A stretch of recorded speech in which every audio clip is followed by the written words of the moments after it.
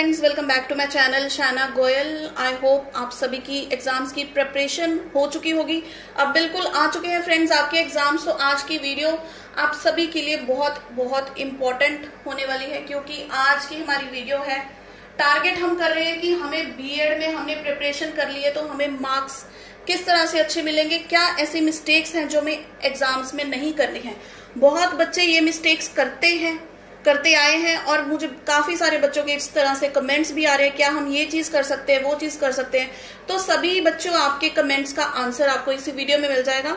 सो इस वीडियो को कंप्लीट देखिएगा। और अगर आप मेरे चैनल पर नए हैं, आपने चैनल सब्सक्राइब नहीं किया तो सब्सक्राइब बटन को क्लिक करें और बेल आइकन को क्लिक करें, ताकि मेरे आने वाली वीडियोस की नोटिफिकेशन आपको अपने फोन पर ही मिल जाए। सो देखिए, बीएड की आपकी प्रिपरेशन हो चुकी है, ठीक है, फुल आपकी तैयारी अच्छे से है, लेकिन हमें मार्क्स भी तो चाहिए। सिर्फ प्रिपरेशन होने से कंफर्म नहीं होता कि आपके मार्क्स आएंगे, क्योंकि अक्सर बच्चे इस तरह की गलतियां करते हैं पेपर में जिससे कि क्या होता है कि उनको आता हुआ फिर भी मार्क्स आपके नहीं आ पाते हैं। सो फ्रेंड्स देखिए, कुछ पॉइंट्स हम डिस्कस करने वाले हैं। तो फर्स्ट क्वेरी जो बच्चों की थी कि क्या हम ब्लैक पेन या कोई भी और कलर्ड पेन्स यूज कर सकते हैं, तो मैं आपको बता दूं ब्लैक एंड ब्लू, ओनली ये दो पेन हैं जो आप यूज कर सकते हैं, ठीक है। वो भी किस तरह से, ब्लू तो आप सारा जो राइटिंग पैटर्न है आपका उसके लिए यूज करेंगे, और जो ब्लैक पेन है वो आप यूज करेंगे लाइक अगर आपने हेडिंग्स देनी है, कहीं भी आपने हेडिंग्स देनी है या फिर अंडरलाइन करना है, तो आप ब्लैक पेन यूज कर सकते हैं। देखिए, अगर आप इससे ज्यादा ऑप्शन सोच भी रहे हैं तो किस तरह आप अटेम्प्ट करेंगे, इतना टाइम लिमिट होता है, लेंथी पेपर होता है बीएड का, तो आपका टाइम वेस्ट हो जाएगा पेन चेंज करने में ही। भूल जाइए सब कुछ, सिर्फ कैरी कीजिए ब्लैक पेन और ब्लू पेन, इसके अलावा आपको कुछ जरूरत नहीं है।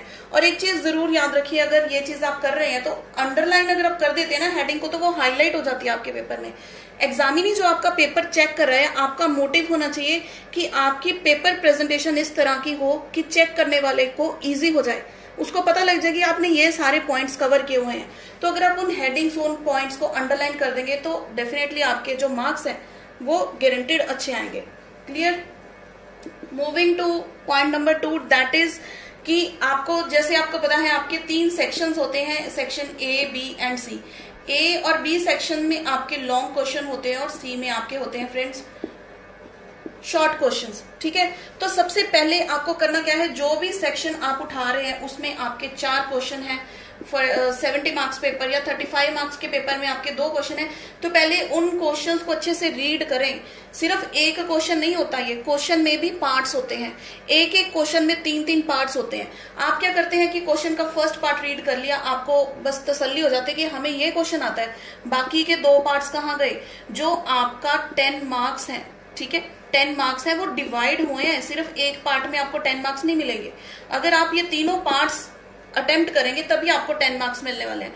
तो क्वेश्चन को कंप्लीट रीड कीजिए और पेपर में टिक कर लें जो क्वेश्चन आपको ईच सेक्शन में आते हैं। जैसे अभी आप सेक्शन ए अटेम्प्ट कर रहे हैं, तो सेक्शन ए में आपको जो भी 2 क्वेश्चन आपको लगता है कि अच्छे से आते हैं, उनको आप टिक कर लें, उसके बाद ही उसको करना क्या करें, स्टार्ट। क्लियर। इसके बाद देखिए, जो होते हैं आपके लॉन्ग क्वेश्चंस सेक्शन ए और सेक्शन बी, कई बच्चे क्या करते हैं, शॉर्ट क्वेश्चन पहले उठा लेते हैं, बिल्कुल रॉन्ग तरीका है आपका। आपको सबसे पहले लॉन्ग क्वेश्चन अटेम्प्ट करने चाहिए, क्योंकि ये 10-10 मार्क्स के हैं। क्लियर। अगर आपने लॉन्ग क्वेश्चन कर लिए तो समझ लीजिए कि जैसे 70 मार्क्स में से आपके 40 मार्क्स तो लॉन्ग क्वेश्चंस के हैं। अगर आपके लॉन्ग क्वेश्चंस भी हो गए ना, तो आपका मोर देन हाफ पेपर आपको लगता है कि हो गया कंप्लीट। शॉर्ट क्वेश्चंस में आपकी इतनी ज्यादा स्पीड बन जाती है कि आपको थोड़ा पार्ट लिखना होता है। लॉन्ग क्वेश्चन आपको इसलिए सबसे पहले अटेम्प्ट करने चाहिए। क्लियर। सेक्शन ए और बी आप पहले करें, उसके बाद एट द एंड आप सेक्शन सी करें। Clear this thing. Now next point क्या है कि अगर आप जिस तरह से भी लिख रहे हैं, एक तो होते कि पैराग्राफ में आप सब कुछ लिख रहे हैं, ठीक है, पैराग्राफ में एग्जामिनी को एक एक वर्ड रीड करना पड़ेगा। क्या वो रीड करेंगे? कोई नहीं रीड करता बच्चों, मैं आपको क्लियर कट बता रही हूँ। अगर आप सोचते हैं कि आपका एक एक वर्ड रीड किया जा रहा है, तो इस तरह से चेकिंग पेपर की नहीं होती है। आपको लिखना क्या है, पॉइंट्स में। फॉर एग्जाम्पल आपको पूछा जाता है what do you mean by curriculum development, what are the characteristics of curriculum. तो देखिए पहले तो आप इंट्रोडक्शन देंगे, उसका मीनिंग देंगे, फिर जो फिलोसफर्स ने डेफिनेशंस दी हैं वो देंगे, क्लियर। तो फिर उसके बाद जब कैरेक्टरिस्टिक्स की बारी आती है तो उसको आप पॉइंट्स में बताएंगे, पैराग्राफ में लिखना नहीं स्टार्ट करना है आपने। पॉइंट्स में भी किस तरह बताएंगे, पहले आप उसको या तो फ्लो चार्ट बनाएंगे, ठीक है, हाफ पेज आपका फ्लो चार्ट या फिर आपकी जो डायग्राम है आप किस तरह से उसको शो करते हैं, रिप्रेजेंट करते हैं कैरेक्टरिस्टिक्स को, ताकि एक एक कैरेक्टरिस्टिक एग्जामिनर को दिख जाए कि आपने ये सभी मेंशन की है। उसके बाद आप उसकी जो है एक्सप्लेनेशन पॉइंट्स की स्टार्ट करेंगे। क्लियर है ये बात, ठीक है। तो अभी हम चलो ये बात कर ही रहे हैं, तो जब आपने ये सारा मैटर कंप्लीट कर लिया उसके बाद आपका कंक्लूजन लिखना बहुत इंपॉर्टेंट है। मैं काफी इस पे वीडियोस भी बना चुकी हूँ कि आपको किस तरह से पेपर अटेम्प्ट करना चाहिए, क्या कि आपके जो मार्क्स हैं वो अच्छे आए। तो ये सारा पैटर्न है कि आपको इंट्रोडक्शन से स्टार्ट करना है, उसके फिर मीनिंग और डेफिनेशंस बाय सम प्रोफाउंड फिलोसफर्स वो देनी है, फिर आपको जो आपका क्वेश्चन का मिडल पार्ट है एक्सप्लेनेशन का वो करना है, और फाइनली क्वेश्चन का एंड आपको कंक्लूजन पे करना होगा। डायरेक्टली मैं आपको बता दूं 2 मार्क्स जो होते हैं, 2 या 3 मार्क्स आपके कंक्लूजन के होते हैं, क्लियर। तो अगर आपने कंक्लूजन नहीं किया तो डायरेक्टली आपके 2 नंबर सीधा जा चुके हैं, वो आपके हाथ से निकल चुके हैं। तो सिर्फ एंड में एक वाइंड अप करना होता है आंसर को इन कंक्लूजन, जो आपने बिल्कुल भी मिस नहीं करना है, क्लियर। देन नेक्स्ट क्या होता है, टाइम मैनेजमेंट। टाइम मैनेजमेंट कैसे, देखिए अब आपको पहले से ही पता है, ऐसे तो नहीं है कि क्वेश्चन पेपर देखकर आपको पता लगेगा कि कितने मार्क्स का पेपर है या कितने टाइम का पेपर है। ये सारी चीजें हमें पहले पता है। लाइक 70 मार्क्स का पेपर है तो 3 घंटे का पेपर है, अगर 35 मार्क्स का पेपर है तो वो 1 घंटा 30 मिनट का पेपर है, क्लियर। तो आप पहले से ही टाइम अपना डिवाइड करके चलें कि एक क्वेश्चन को आपने कितना टाइम देना है।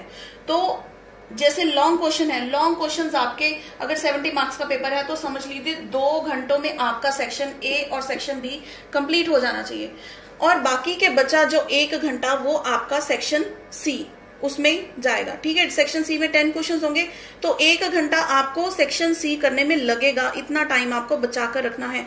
वरना एंड में बच्चे कहते हैं कि मैम हमें ये क्वेश्चंस आते थे बट हमें टाइम नहीं मिला, या फिर हमें आंसर शीट्स नहीं मिली बाकी करने के लिए, तो उस पॉइंट पर हम आ रहे हैं।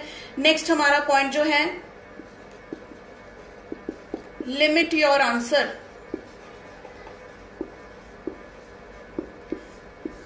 मीन्स क्या है, बच्चे ए सेक्शन उठा के बैठ चुके हैं आप, ठीक है, ए सेक्शन कर रहे हैं आप, आपको आंसर आता है, आप लिखते जा रहे हैं लिखते जा रहे हैं, आपने 4 पेज भर दिए, 5 पेज भर दिए, 6 पेज भर दिए, इट्स यूजलेस। 5 पेज से ज्यादा आपने लॉन्ग क्वेश्चन को अटेम्प्ट नहीं करना है, सिर्फ 5th page is the maximum limit. आपने 5 पेज से ज्यादा लॉन्ग क्वेश्चन को खींचना ही नहीं है, इतना मटेरियल नहीं लिखना है। बाकी क्वेश्चंस के लिए नहीं पेजेस चाहिए आपको, ठीक है। तो बहुत बच्चों की ये जो लास्ट वाला पॉइंट है ना, ये काफी बच्चों की क्वेरीज भी आती हैं, और अक्सर यही मिस्टेक जो है ज्यादा से ज्यादा बच्चे करते हैं, लॉन्ग आंसर्स को ज्यादा टाइम दे देते हैं, ज्यादा आंसर शीट्स पे उसको कर देते हैं, और जो शॉर्ट क्वेश्चन है उसको करेंगे हाफ पेज पे, 1 पेज पे मैक्सिमम। लेकिन जब आपका शॉर्ट क्वेश्चन है वो होना चाहिए 1.5 पेज पे, क्लियर। 3 मार्क्स का क्वेश्चन आपका 1.5 पेज पे होना चाहिए, अनलेस कि वो सिर्फ आपको मीनिंग पूछ रहा है, डेफिनेशन पूछ रहा है, तो आपका 1 पेज पे हो जाएगा। अदरवाइज आपको 1.5 पेज का आंसर शॉर्ट के लिए लिखना है, और लॉन्ग के लिए आपको 5 पेजेस मैक्सिमम का क्वेश्चन लिखना है। तभी आपकी आंसर शीट्स जो है वो भी मैनेज हो पाएंगी, और आपका टाइम भी जो है वो मैनेज हो पाएगा। क्लियर है ये चीजें बच्चों, ये चीजें जरूर देखकर जाना, और बिल्कुल भी आपने पेपर देखकर पैनिक नहीं होना। अगर आपको कोई क्वेश्चन नहीं भी आता है तो उसको किस तरह से अटेम्प्ट करना है वो मैं एक वीडियो में बता चुकी हूँ, इस वीडियो के डिस्क्रिप्शन में आपको उसका लिंक भी मिल जाएगा, वो आप जरूर चेक करें। And all the best for your exams. कोई आपको डाउट हो इस चीज के रिलेटेड आप मुझे कमेंट कर सकते हैं, बहुत जल्द मैं आपको उस चीज का रिप्लाई कर दूंगी आपके एग्जाम से पहले। So friends, all the very best. और एक चीज और फ्रेंड्स, जो भी बच्चे ये वीडियो देख रहे हैं, एक तो आप इसको शेयर कीजिए ज्यादा से ज्यादा, क्योंकि ये चीजें बहुत इंपॉर्टेंट है। अपने फ्रेंड्स के साथ इन चीजों को शेयर कीजिए, और जो भी आपके पेपर हो रहे हैं काइंडली मुझे वो ईमेल कर दीजिए। ये है मेरी ईमेल आईडी, आप मुझे इस आईडी पर क्वेश्चन पेपर्स ईमेल जरूर कीजिएगा, क्योंकि जैसे अब मैं अपलोड कर रही हूँ आपके लिए आप लोगों को उससे हेल्प मिल रही है, तो जो आने वाले और स्टूडेंट्स हैं तो मैं उनकी भी हेल्प कर पाऊं आपके दिए हुए क्वेश्चन पेपर्स के साथ। So friends, I hope this session would be helpful to you. So like and share this video और आने वाली वीडियोस देखते रहिए, अपडेट्स देखते रहिए, चैनल पर इमीडिएट होते रहेंगे। So see in the next video, till then keep watching friends.